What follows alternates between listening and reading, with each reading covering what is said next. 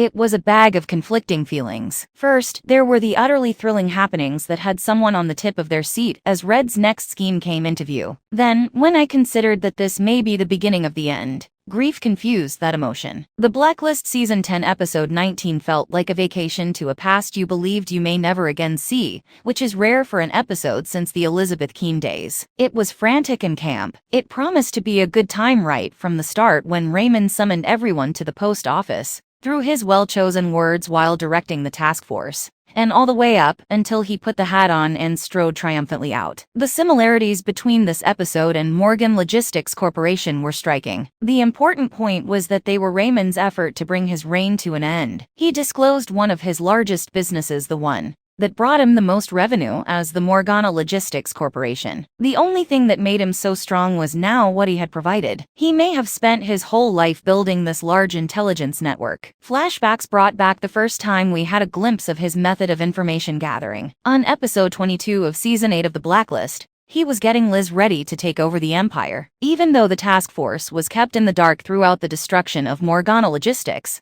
Raymond did not go to great lengths to conceal that this was his network. As usual, Ressler was puzzled as to why Raymond gave them a gratuity, and made no request in return, so that he could get his team out in time. He merely needed to know how far along the inquiry was. Demb was taken along by him on the day Morgan Logistics fell down for a purpose. Demb doesn't know much about Red's business, but he does know enough about him to notice something is off even from a distance. He was suspicious of a family that had just acquired surveillance cameras a few days before, to breaking into the home of the military officer. If he and Ressler continued to work together, they would be a force to be reckoned with. Even the best sleuths have blind spots, though, and as we saw in the Blacklist Season 10 Episode 18, Ressler is unable to see the wider picture in regards to his addiction. He would have seen Jonathan's anxiety when he called if the situation had been any different. Jonathan is often jittery, but after quitting, this has reduced. He wouldn't have additionally handed up his government-issued phone to someone he didn't know well. Though it's difficult to feel sympathy for traitors, I wanted to for Jonathan. He knew Ressler was part of the reason he was still alive,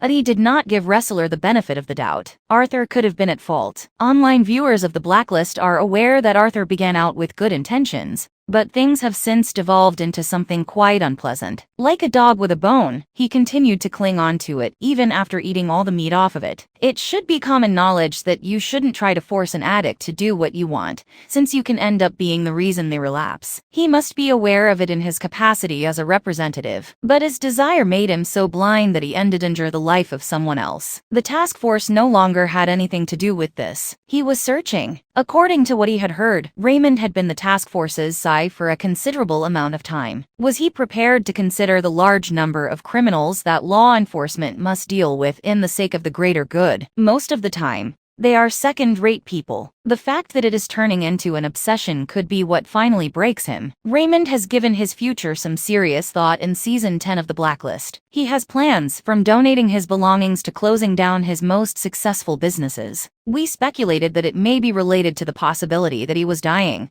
but there's also a significant likelihood that he was intending to vanish permanently before he performed it. His life and work have had a chapter during the past 10 years. If he were to go on to something else, this would turn into a distant but thrilling past that he would relate to the subsequent person with whom he builds a relationship, just as he does adventures from when he was a wanted man. He would describe turning himself in to the authorities, cooperating with them and working against them to run the largest criminal organization ever seen, and finally dismantling it all, with the help of a task group that was only focused on him. A task group whose future